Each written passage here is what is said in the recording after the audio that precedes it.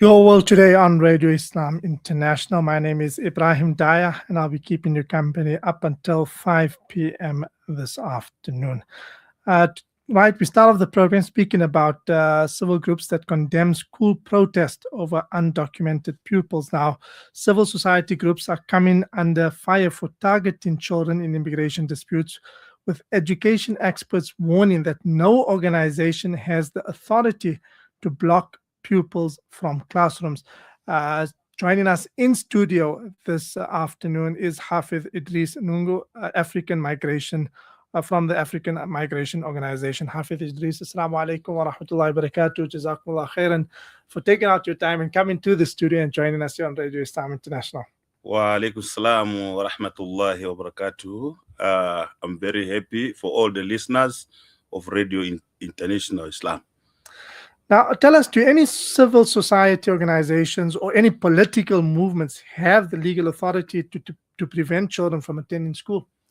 Yeah, in South Africa, we are facing a very tough problem with those politicians that are forming their parties. And once they form their parties, they talk careless about migration in South Africa.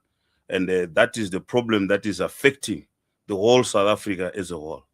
So we have to ask the government and the leaders who are on top there, when they are talking, they mustn't talk careless about migration. And we've seen that, when these protests disrupt, and more specifically when it surrounds these schools or children attending schools, people being in classrooms, how should law enforcement respond when protests disrupt schools and put children at risk?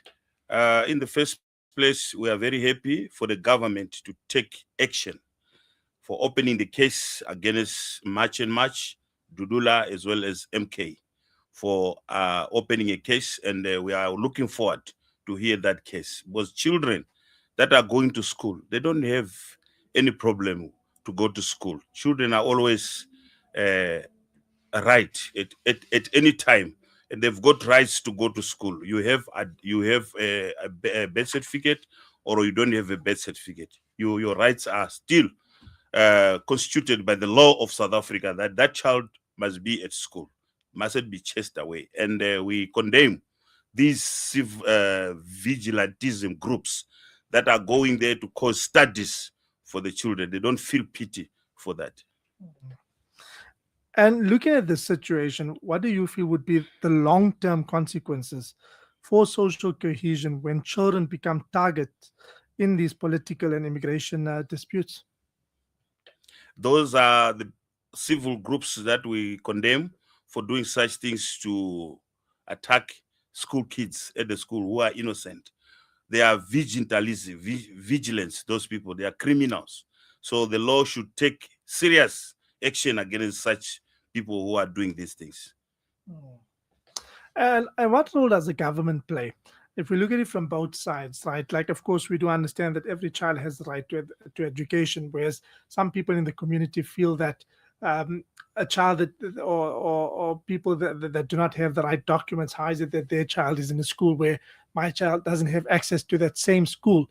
And that seems to be where the frustration is coming from. So how should the government or the community address that situation? I think the government should stop this thing of applying online, because you have got people like pensioners. They don't know how to go online. They didn't go to school, actually. So this thing of going online is the one that is causing problems for the whole nation in South Africa, especially for our parents or those pensioners that are not educated. And finally, how can civil society play a constructive role without resorting to intimidation or exclusion?